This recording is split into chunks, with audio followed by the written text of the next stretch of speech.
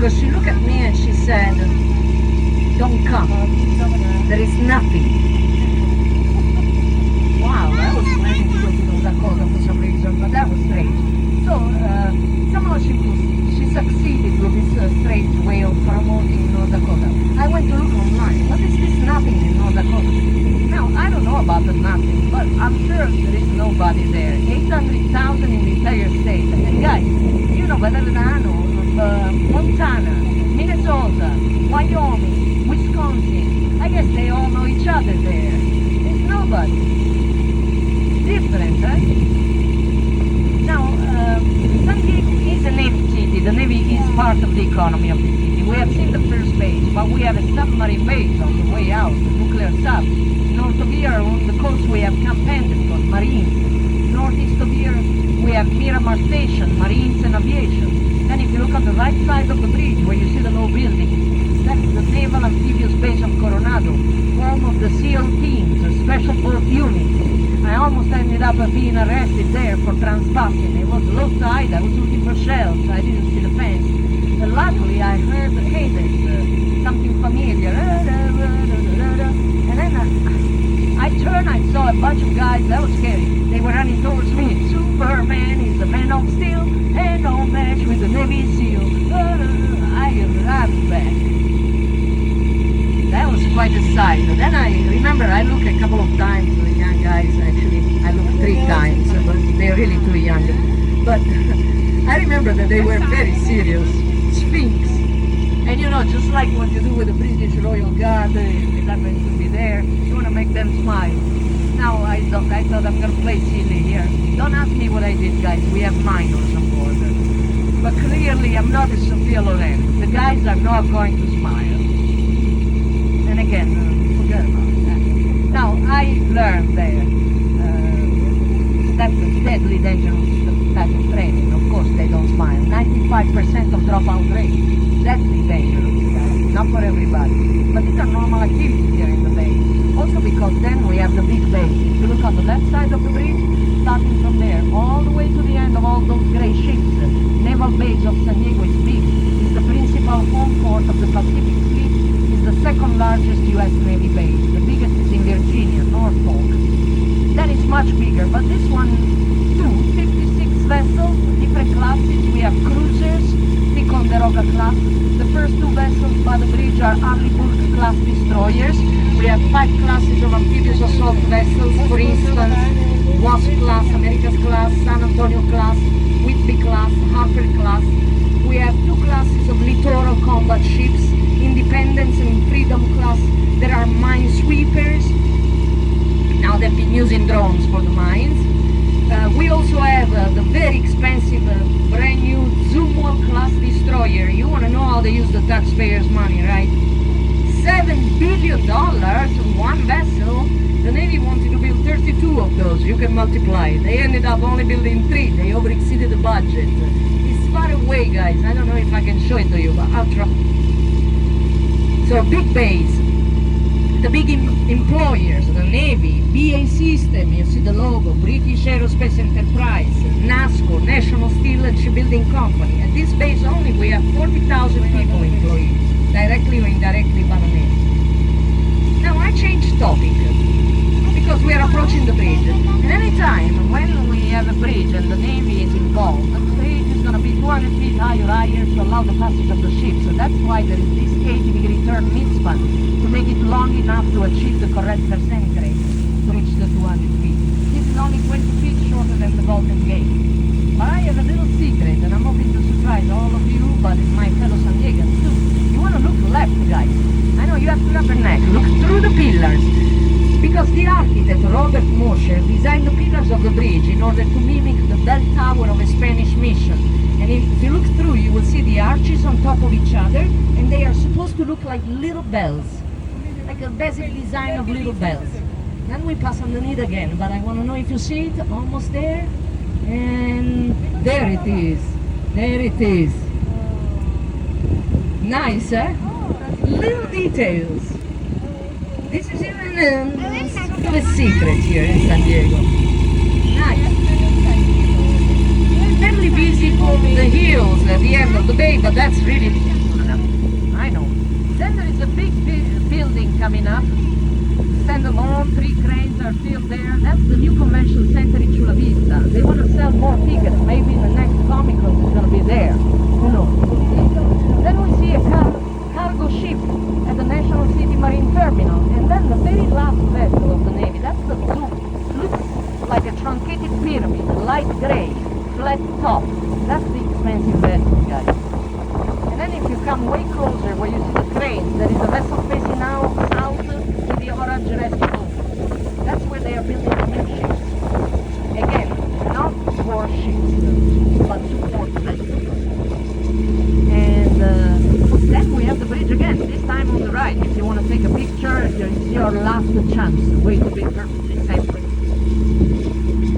It took 2 years to build the bridge. $50 million paid by Californians using state revenue bonds.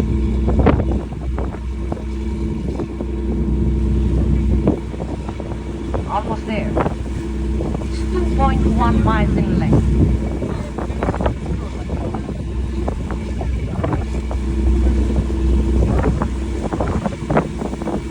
And there it is, there.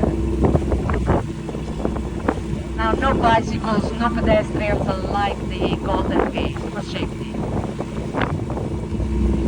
Now here in the bay, not only we have the National City Marine Terminal behind us where you saw briefly the cargo ship, but we have another terminal in front of us. And despite having 2 terminals, we don't really have a lot of traffic. And despite the fact that there is a harsh competition between harbors to get the nice contracts, they offer better services, more integration in transportation. San Diego doesn't compete with Long Beach and Seattle, mainly because we have a Navy base.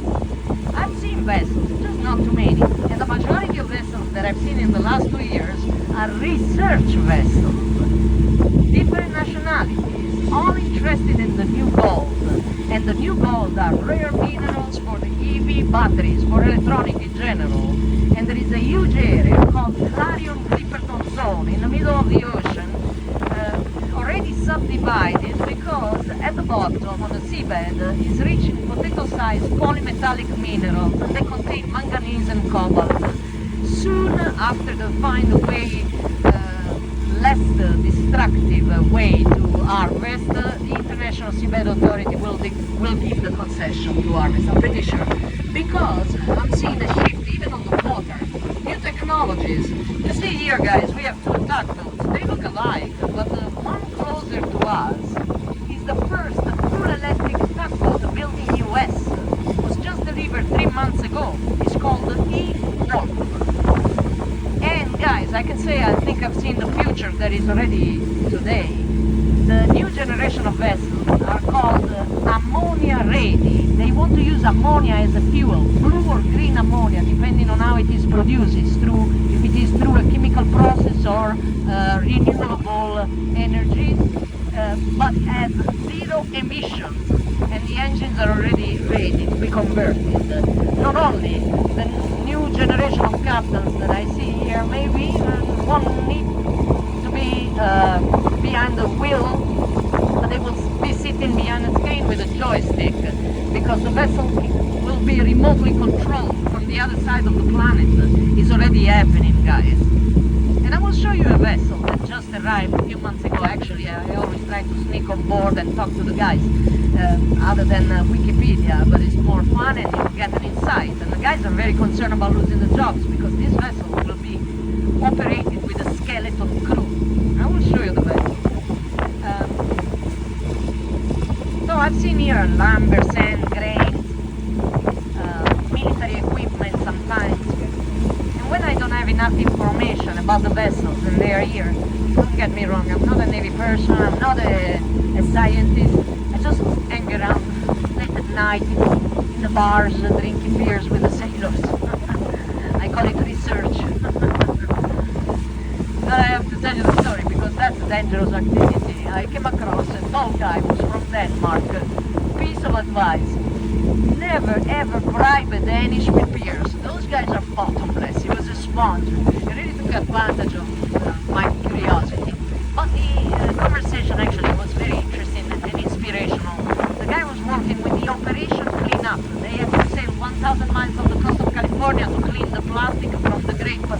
garbage patch. That's really sad, to say the least. I've seen pictures, not only the plastic, then plastic that we cannot see, but we can see animals trapped there. Terrible.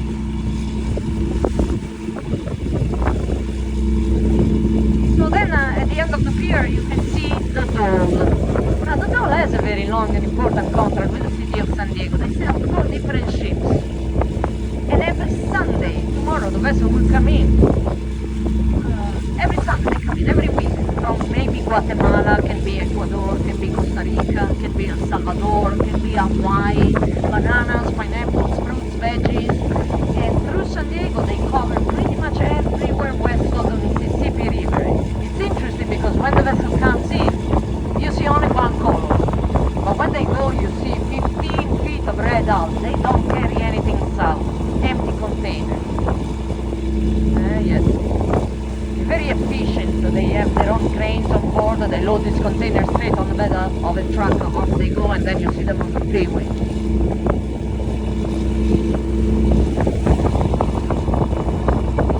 By the way, you can track a vessel as you can track a plane. If you want to play geography with the kids, even me, I mean kids of all ages, it's never enough. I love geography.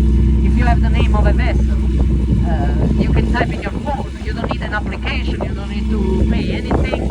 Type the name of the track it and you will see the traffic around the world. Not only you will see not only the 7 seas, inland navigation, rivers, canals, lakes, very interesting. You will be amazed by the quantity of vessels out there.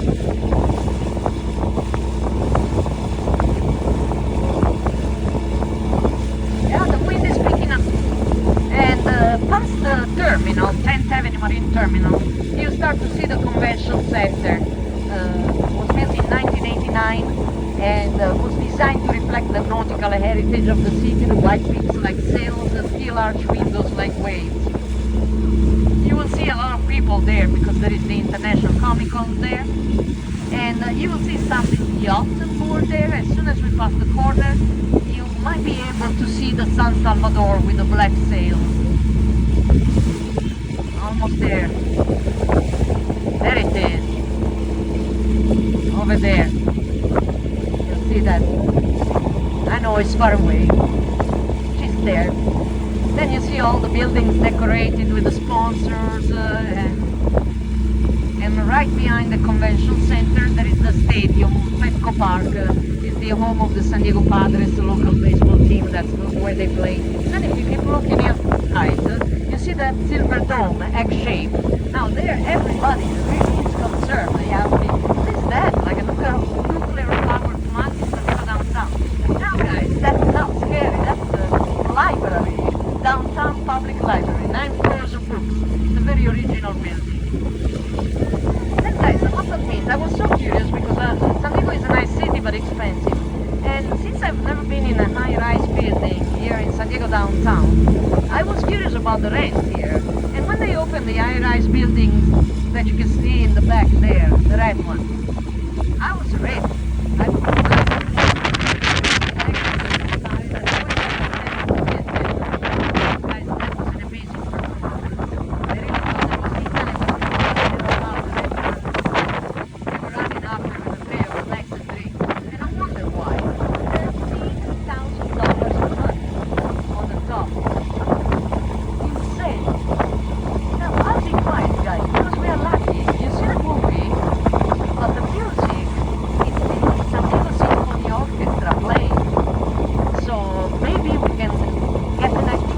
Going on here.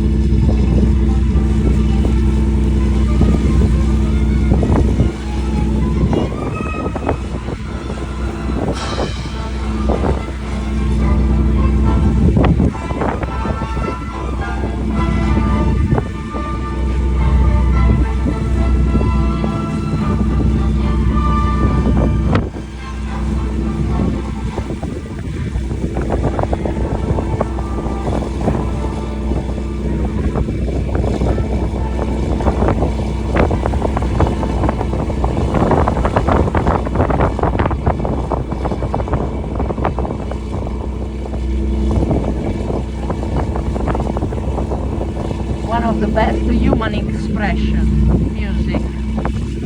So check out, I hope you can come again, guys, and enjoy the music here. Ready Shell, Jacob's Park. A lot of things to do, and I'd like to mention something else. Maybe you are interested.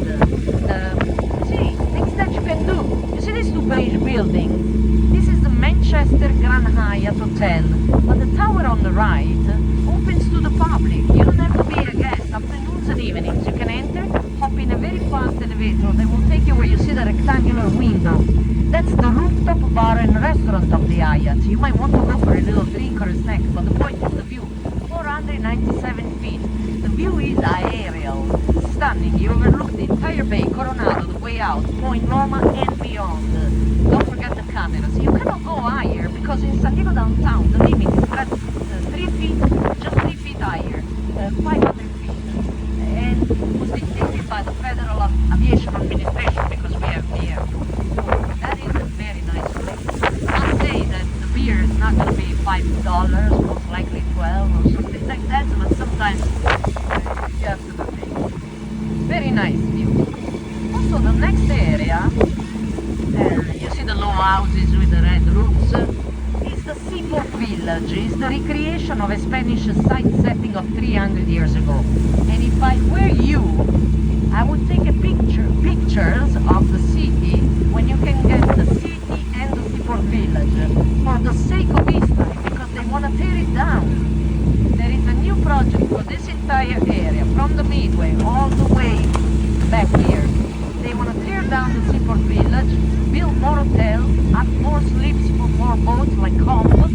And yes, there is a rendering online, but there is also a petition. 99% of San Diegans are fighting back like lions. And I doubt they're going to win this one, because you guys, you talk me the language. Money talks, money screams here. And we are talking about $3.6 billion. And if they approve the project in the next 9 years, things might be very different out here. So see, it's a very nice, different perspective. Unique, charming city.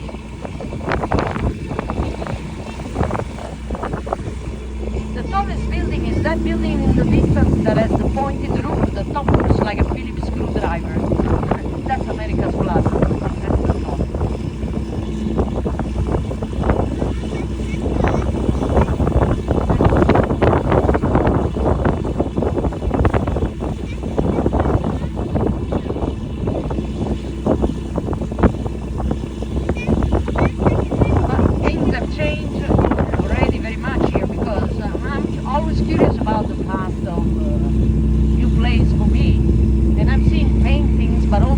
That are not so historical. We're talking about the late 70s. And for the next area, the Tuna Harbor, you would have seen in front of us hundreds of fishing boats outside the pier.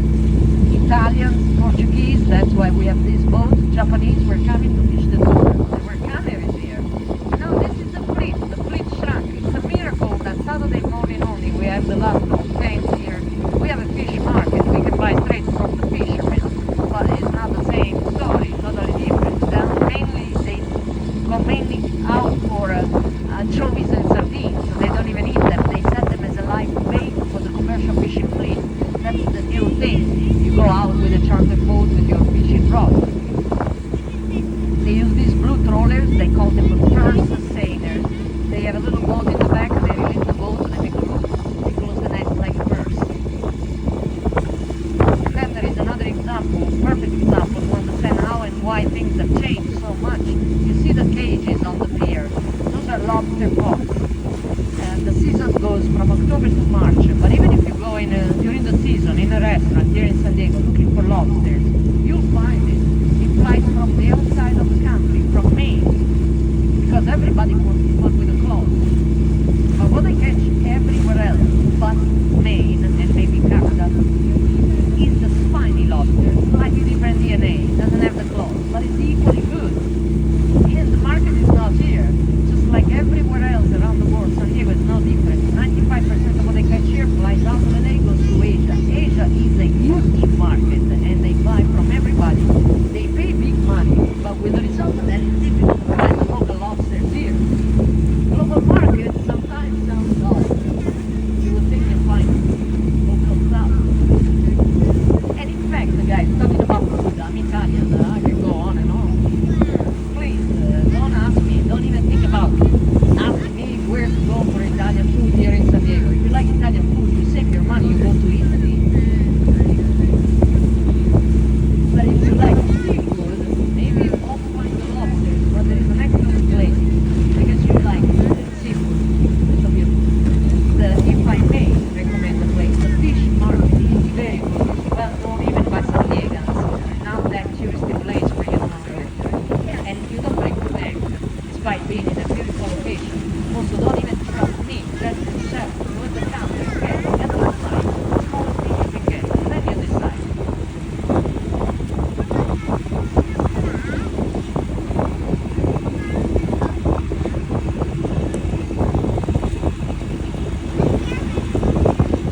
At least you're outside, but the water is beautiful, yeah.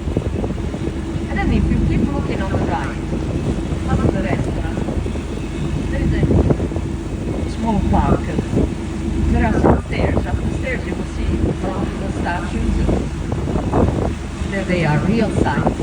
Those are to commemorate Bob Hope entertaining the troops during the wars. And then I don't want to miss to take pictures of the memorable statue, actual memorable picture that inspired the statue, taken at the end of World War II in New York. You know the story of those two guys, eh? They didn't even know each other. Carver and Kister, it was that they were straight to the jail, but that was a different time. Big celebration. And the same year, 1945, was when they commissioned Midway. Actually, it was deployed just 2 weeks after the end of World War II. This is a humongous vessel. It's a very interesting museum. They say 3 hours, but you can spend an entire day on board that. It's commissioned in 1945, then sent to Korea, then sent to Vietnam, stationed in Japan, then sent to the Gulf in 1994. It was decommissioned, 47 years later. Take pictures, blah blah blah. You have the wingspan, you can see quite a view.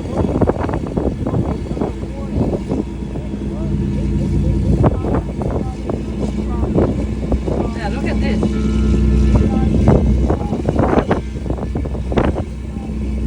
And there is a new project for this parking lot. This has been approved. By the end of 2027, they will demolish the building. You can see AFG sign demolition.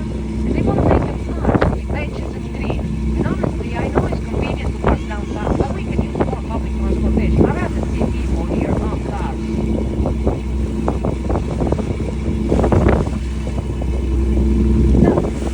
So first inlet is where you want to go if you want to take a ferry boat to Coronado and other fun activities on the water.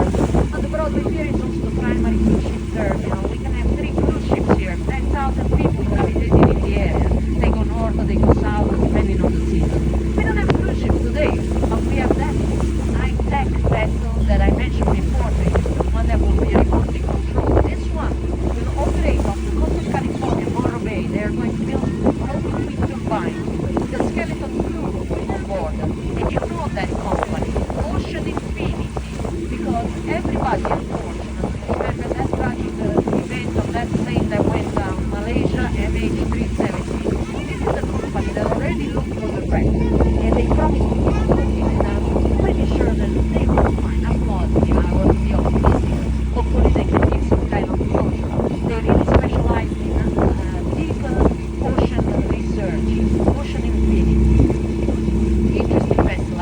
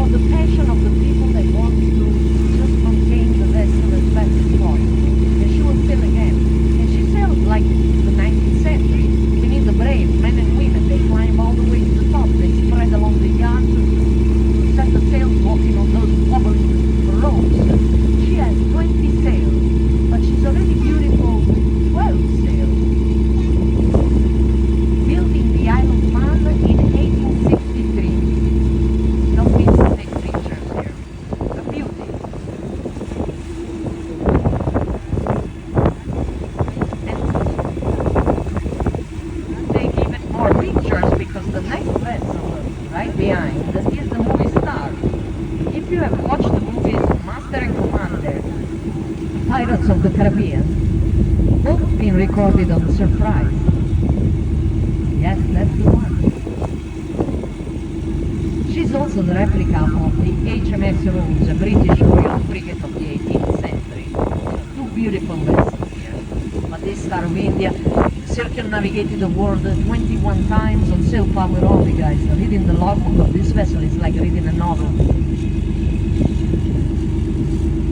And then behind the surprise, the Berkeley. Berkeley was built in 1898 and used to operate in San Francisco Bay. Take your time here. We have exhibits, information. The new exhibit is about the art of navigation, middle deck.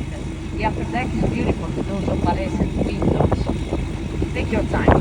Then you can come and go up until 5 if you need to take a break, get some snacks, you have your ticket, you can come and go.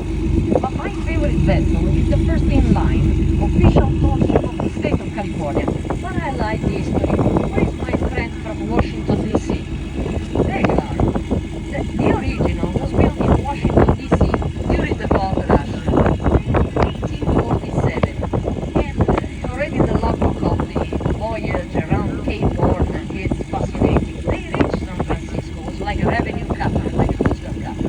But when they reached San Francisco, 1/3 of the crew was affected by hot fever for the gold, and they abandoned ship. And they found 300 ships abandoned in San Francisco Bay because arriving to the west coast was mainly done by sea. Like a dense forest of masts of abandoned ships. There are paintings about the era. And not everybody found love in the wild west with the saloons, with the cowboys and the gambling and you name it or whatever. Interesting. Then we have the very elegant Medea, steam yacht built in Scotland in 1904. She survived the First, the Second World War, the end of different European countries, and then was bought and restored by a wealthy American that then implemented to the museum. Then we have the more modern PCF 816. It's a street boat, the Vietnam era, the last of a kind. You can imagine veterans coming from all over the United States to be on that vessel. They're always there fiddling with the electrical, with the engine. They keep it pristine. And then we have the American Sub. That holds the record as the deepest diving submarine in the world. 3,000 feet, we say to the people, but we don't really know because the information is still classified. But by now, you see the type I am. Oh, I had a gentleman on board. He said to me, I served on that one. I was quiet, but when we ended the tour, I literally ambushed the poor guy. And I said, sir, don't kill me, but can you tell me how deep did he go? And he said to me, 4,000. And I was already very happy. I got the news and the secrets. And he stopped me. He was talking and he said, you know, there was a captain looking for volunteers to go 5,000 feet. I said, yeah? And? Oh, he said, he never found anybody. So the question for you is, would you go that deep? In a sub? No? No, I wouldn't either. Guys, now I have to thank you very much for being so nice and attentive. I have to run. Enjoy the museum, enjoy San Diego, and always, most of all, enjoy family and friends. Thank you very much for coming, guys.